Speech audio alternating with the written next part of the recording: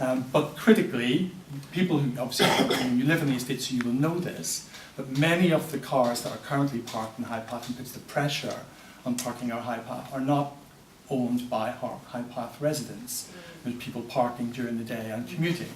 So part of the solution will be properly delivered controlled parking for residents on Highpath. But that needs to come with your support, because we have to be comfortable with that. And it's also partly around what we're allowed to provide in terms of the number of car parking spaces based on the planning applications. Yes, but Paul, you were assuming a lot of things. First of all, you're assuming that my current employment and my role will not change over the length of, my career. So what's to say? I mean, I'm a finance manager now, but what's to say that I don't get into sales that will then allow me to go and drive and have a car?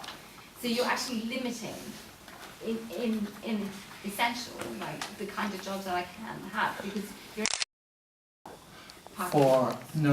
what we're subject to residents being happy with is we will pick up the cost of the CPZ and car parking zone through the period when the regeneration has been done, so through the 11-12 year period of regeneration that we're talking at Highpath.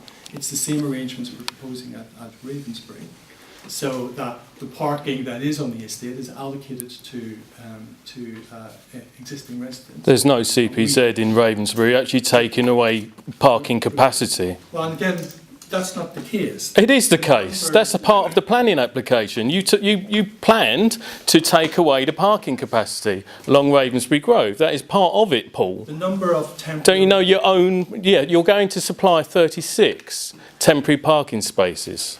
No, yeah, again... Yes, that's what you said.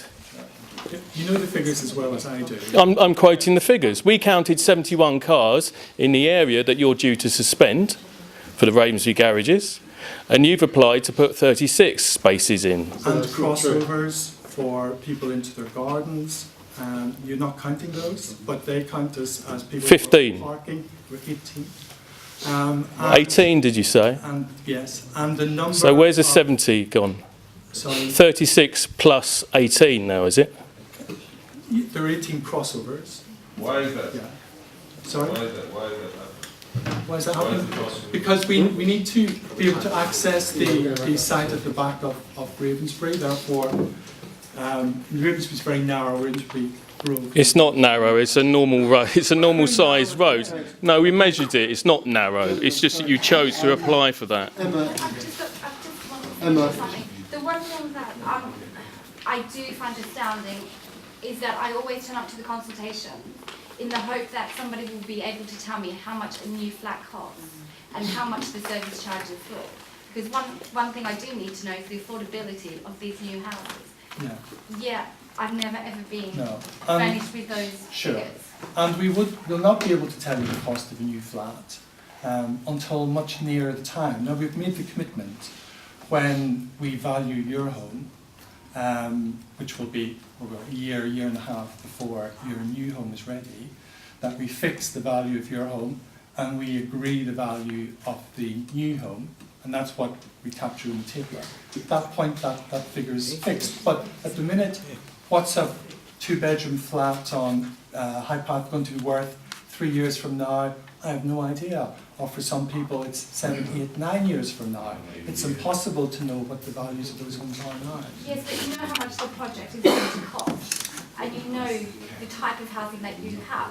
So given that you've got a financial model in place, there must be some kind of ballpark figure that you have. Oh yes, no, we have an estimate, but it's not a real figure until your property is built or close to build, and we know what it's going to be worth in the local market. Now, for a lot of people, that is many years away, or several years away, because regeneration seems going to take a while.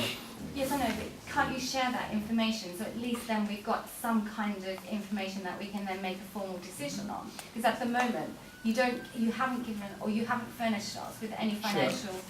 I understand what you're saying, is you can't predict what a two-bedroom house is in 5 years' time. But surely to God, you have a business model, a financial model, that is allowing you to finance this project So based on those figures, what I'm asking is, can you not give us a ballpark figure? No, I'd be very reluctant to give anything that we would call a ballpark figure for something Why as is important. that? Well, for something as important as this. You know, we're talking about Precisely because whatever figure Is it I will commercial quote. sensitivity? Well, it's not, there's really no such thing as a ballpark figure, because once you throw out a figure, I'm just asking it fixes, naively. people get fixed on it, and then they constantly... Sorry, could you stop talking in the background because we can't hear what you're Yeah. saying? What is that? It's the talking that's confusing everything. You people will not listen. It's not Michael. No, please, Michael, you're not chair of this. Yeah, I go on. didn't say I was the Go on, chair, please, go on. but I'm trying to get people who are asking. Yeah, but you're having a separate conversation, Michael. Yeah, just and you're saying it's- missing the point They here. can't hear. What they want to hear is how much are you going to offer them. He's just said he can't Emma. viably tell you that right now. But Emma. if you read their paperwork, the information is already there. Right. Can I? Answer the question, please, and then I'm going I to go don't to think I've got Emma. anything to add. I think I've Okay, Emma, you were asking a question. You raised your arm to ask the question. I know it wasn't supposed to be a horrible question or whatever, but Julie asked a question that she was told one thing by one member of staff, Yeah. then she was told something else by another member of staff. Yeah. How with your merger going on, everyone needs to talk together and sit from the same board and give out the right answers to the questions. Whether we like those answers or not is completely separate. But you can't have someone working all from the same company giving conflicting information. Sure. And, sorry, Chair. I don't disagree with that. And I think that's partly why we do so much consultation around this project. It's incredibly complex. There are many messages to put across. And sometimes, the information may have been wrong. It may have been a misinterpretation. Who knows? But I think the whole point is that so long as we can keep the conversation going between us, so that from our point of view, every time there's a significant change or significant development in the regeneration scheme, we consult on it or we put information out there. And that will continue to be the process through, hopefully, the next 10 years as we're doing the regeneration. The point was always also made about sort of resident involvement in procurement. One of the things we're running a separate project, part of the project running alongside us, to look at how residents like yourselves in this room can be involved in the ongoing management of the estates once they're regenerated. They'll be very different demographically because the tenure mix changes. So what we don't need to have is the situation where we currently have, which is these are ex-council estates that are managed by Circle Housing, Merton Priory.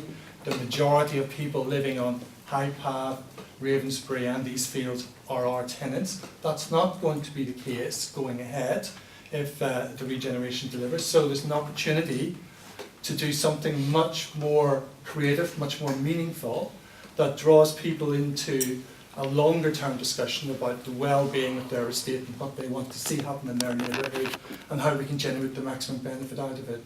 Now we're running that project now. That's always been part of the DNA of this project. And you've ignored Ravensbury residents at every stage. Ravensbury residents said that they didn't want 4-storey blocks down Ravensbury Grove. Ravensbury residents said they didn't want 4-storey blocks at the end of Ravensbury Grove in front of the park. Ravensbury residents said they didn't want you to block out the park, but you've ignored it. So therefore your word lacks value, doesn't it? Lacks integrity. I'm going to go to Jackie. Yes, I am very concerned about all these contradictions that are happening. Sorry, Paul, but I don't know what sort of fairyland you're living in, with all the green lights flashing from the 12th to the knows how many meetings. But we've given you the figures here and now. There are no green lights from us going. Sorry, the figures. To give a concrete example, you say that many homes are beyond repair. I would like to understand why it is that Keep Moat, speaking of subcontractors, are now rewiring all the empty properties around me, where people have evacuated from the pending disaster, and they're rewiring that myself had a broken cable for 3 years. The only way I could get it fixed was to pay for it myself, call in an electrical engineer. I have paid for it, I've sent in the invoice. They said somebody came out to look at it, yeah, it's shot, it's gone. and not a renegade and keep them. Sure. And that is the kind of problem that we're having. Sure. Same as in Ravensbury with gutters, isn't it? Your structural engineers said that the Orlet homes would be compromised structurally if you don't deal with any damp from leaking gutters. We ask you to fix leaking gutters and you leave it for years. But when somebody moves out or passes away, you're round there like a rat up a drain pipe to fix it. So really, what's going on there? You're not valuing existing residents. Chair, sorry, can I just come back? Yes, Can I just come back? You are bringing professional. Sorry, Guys. there are issues around Orlet homes, as Chris knows very well, that go far beyond guttering. Orlet homes have been on the defective housing register since 1984. The method of construction is defective. The actual houses are not defective. Your own structural engineers said that. And that isn't what that report says. That's what your structural engineer is. I'm a structural engineer as well. I've done the training myself, civil and structural. I've read the report. I know what it means. Sure. You're obviously wanting to read out from your PR booklet, but actually your own structural engineers agreed. There's not sufficient chlorides in the joints. It's a precast frame, and you're not happy. I think that in the background you've been preventing proper maintenance on the regen properties. Is that what everybody else thinks? Yeah, definitely. You're already not maintaining the All Saints estate. You're letting that run to rack and ruin, so we can see it happening already. Yeah, that's not the case. Yeah. Paul, right, I think we ought to call time on this now because it's 9:30.